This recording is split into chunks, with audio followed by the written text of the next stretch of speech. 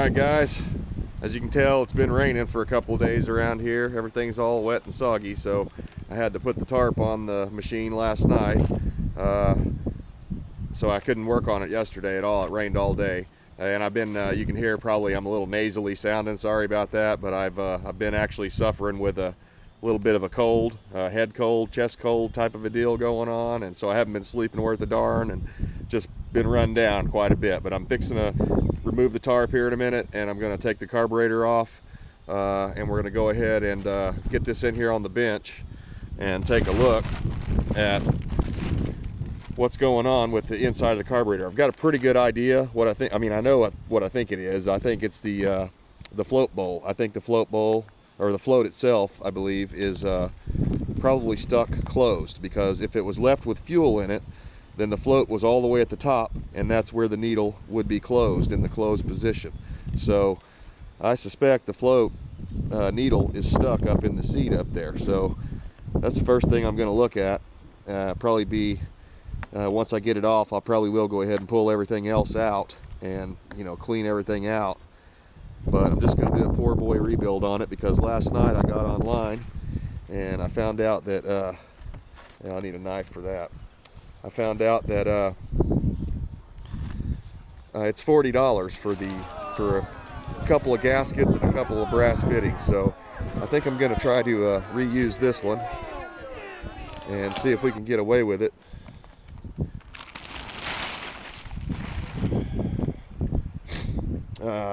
Possibly we can get away with just reusing the one we have here, and that would be a money saver and a time saver, because I don't want to wait around. I've got some other stuff going on that's coming up here in the future on the channel that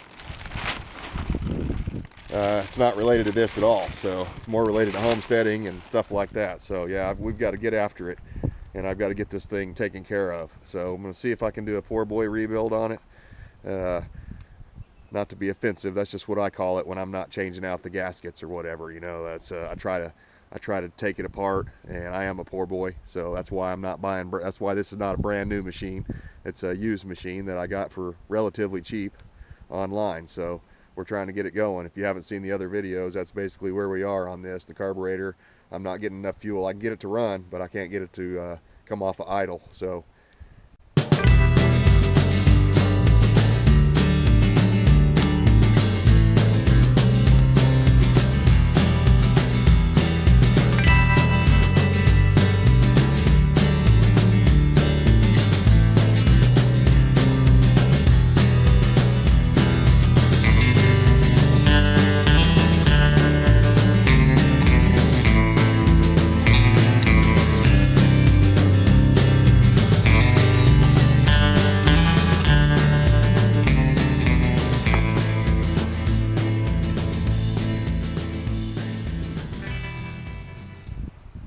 cheated a little bit. I already loosened that one off, the choke cable.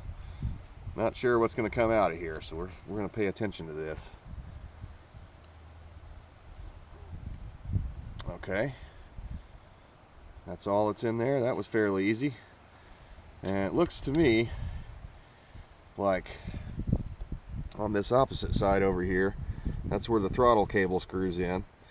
Looks like I'm gonna have to take some these Phillips head screws out, and probably once I do that, I'll see that there's a rotating mechanism in there, and I imagine there'll be a cable and you know, a cable end on it. So I'll have to find the end and pull that end out. That's what I'm thinking is going to happen here, but I'm not 100% sure. This is the first time I've ever worked on this particular type of machine, and the Canadians, they do it just a little bit different. So we're going to find out how easy this thing is to work on here in just a second. Okay, I'm going to go ahead and loosen this since I'm on this side. There's a fuel clamp down here that's not very easy to get to, and actually it might be easier if I do what I did before and just spin the carburetor. Yeah, there we go.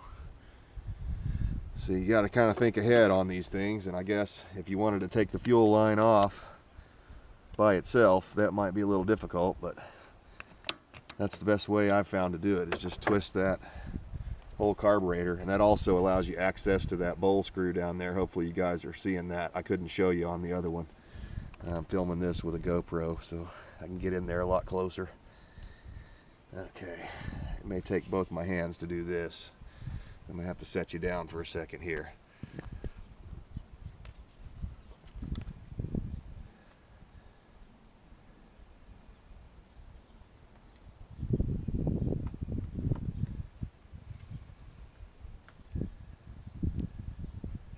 And I don't know if you saw any of that, but just find a place where the fuel line will kind of pop up there. You could even put a tie wrap in that hole right there to hold it if you needed to. Okay, so that's it for this side of the carburetor. I'm going to go ahead and twist it back because I know I'm going to need to get to this other hose over here. And it's about to just push right off of there. Probably just do it, yep. Do it with my thumb. There's no fuel in that one. It's just a crankcase vent, I believe. It actually goes into the air box, but then the air box probably goes into the crankcase, I would imagine. I don't know. We're not working on that right now. Yeah, I can see where it goes in over here. Okay, so the last thing is this throttle cable here, and then I should be able to pull this off. So not too bad. Guess the Canadians have done this a little bit. You know, they're I didn't realize this, but Bombardier is of course a French Canadian company, but they make they have a whole bunch of different machines under their label there, and actually I might not, that's probably the throttle. I bet you that's the idle adjustment right there for the, or the cable adjustment. Hopefully you'll pick some of this up, but basically you just got to take these screws out, I believe, and I'm going to have to grab a shorty for those bottom two.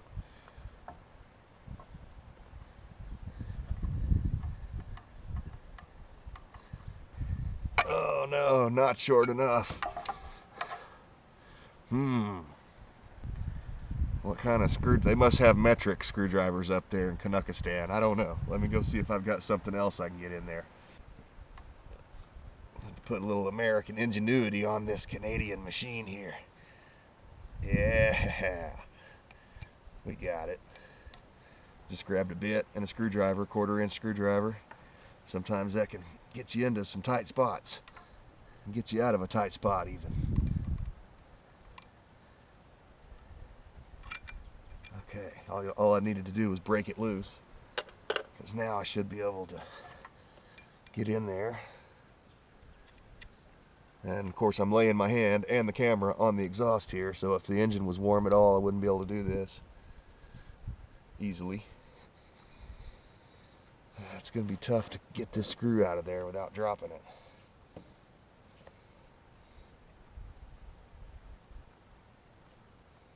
But I'm sticking my tongue out just right, so I think I've got it. What is it about that? I don't know if you guys do that too, but there's times when you're really concentrating and you just have to stick your tongue out. Oh, cool. Hey, look at that. Look at that. Okay. Oh, okay. Interesting. Now I understand what's going on here. Okay, let me see if I can, since the throttle's still hooked up, I should be able to show you this. Interesting. They turned the whole thing sideways compared to the traditional carburetors that I normally work on, the slide style. So that's pretty neat. I'm guessing to get it off of there I just need to probably grab it like up there and release the tension off of it, or like right there where there's that opening. Get a little of the tension, the spring tension off of it, so that I can pull that cable out. So there'll be a little slack in it, and I should be able to get that out of there. Now, I don't know. This thing must be a keeper of some kind, because there's got to be a way that that cable fits through that little hole there. If not, that's going to cause a problem. So, I'm not sure about that. Let me set you back down here so I can poke around on it. But I did like that, how I could just hinge that bottom one. In fact, I probably should have hinged the other one because it would have been easier for me to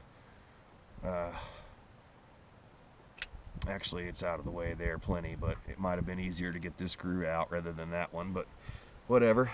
Learning on the go here. Let the throttle back down. Okay, I see what's going on here. Basically, you have to pop that little plug out of the hole, and then once you've got it out, you should be able to slide it in on the wire like that, and then extract the little brass thing there. So I'm going to set this up on the air cleaner. Okay, that was pretty clever. Not quite as easy as a traditional slide carb, but you know, hey, I like it. I'm willing to learn. So hopefully that little plug will slide through that inside of that hole. They thought of everything else. I'm sure they thought of that too. Let's try it. Okay. Trying to get in here where I can see.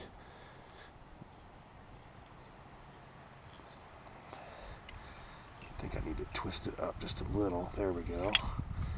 Give me some clearance there. Over that bolt, there's a little nut and bolt sticking up there, I think. That's what's stopping it, I believe.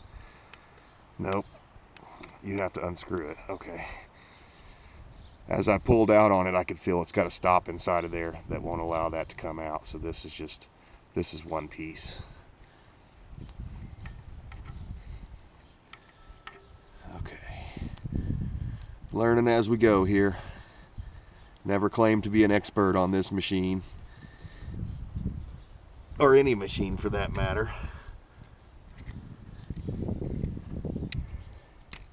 But I've certainly gotten a lot of them running over the years. Okay, so we're just going to leave that there. I don't have to pull that out of there because it's just going to hang right there. Perfect. Okay, next up we're going to remove the carburetor out of here. I'm just basically going to wiggle it out and try not to damage these rubber seals. That's the main thing. You want to try to protect these seals. I'm going to loosen this screw up a little more even. It's going back okay. But I am going to have both my hands, so we're going to turn it off for here. But basically what you got to do is find which side it's going to come out of, and easier, and which way it wants to go. And it looks to me like pushing into this is the way to go. Pushing back toward the air box probably is the way to go. So that's what I'm going to try to do, but I'm not going to be able to film that and do it. So we'll turn it off. Next up, we'll have this on the bench, and I think we'll be able to fix it up pretty quick. Stay tuned.